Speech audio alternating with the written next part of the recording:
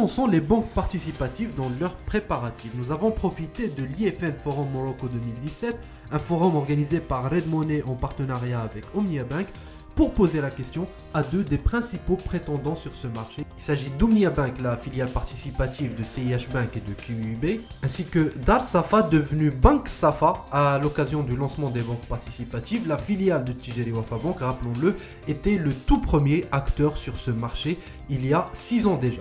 Youssef Bredadi, numéro 1 de Bank Safa, nous assure que sa banque est bel et bien prête après une longue période de transformation. Dans Safa, effectivement, nous sommes déjà opérationnels en tant que banque, puisque nous avons une autorisation de la Banque centrale pour ouvrir des comptes à des clients sous un angle de Tijari Wafa Bank. Mais aujourd'hui, nous avons déjà notre agrément pour démarrer, Inch'Allah, Bank Safa. Et nous sommes prêts, on attend seulement des circulaires qui ne vont pas tarder à venir, et pour qu'on puisse démarrer l'activité bancaire sous le nom Bank Safa.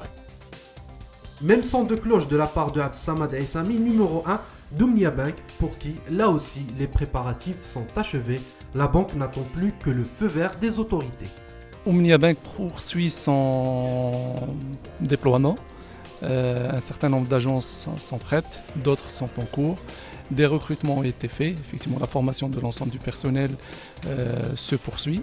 On est en train de construire avec les confrères des modèles de contrat aux côtés de Banque Maghreb, parce que c'est l'outil nécessaire pour pouvoir effectivement démarrer.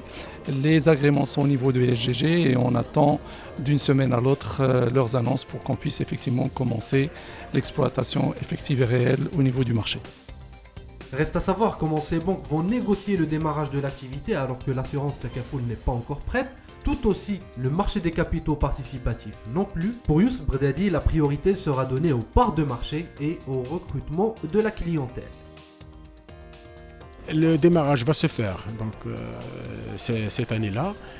Il y a encore des composantes au niveau de l'écosystème qu'il faut vraiment mettre en place, notamment au Takafoul, qui permet, entre guillemets, une assurance Sharia compliant, c'est le Takafoul, qui nous permettra de faire des produits de financement. Dans l'état actuel, il y a des choses en dehors, s'il n'y a pas le Takafoul, ça va être difficile, par exemple, de donner une murabaha immobilier à des clients, puisqu'il n'y a pas, on va dire, le Takafoul à côté. Par contre, l'activité bancaire peut bien démarrer. On peut bien être une banque, donner un chéquier, c'est-à-dire avoir toutes les activités bancaires, la carte, le retrait, etc. Et les produits de financement, s'il n'y a pas le Takafoul, ça va être très difficile.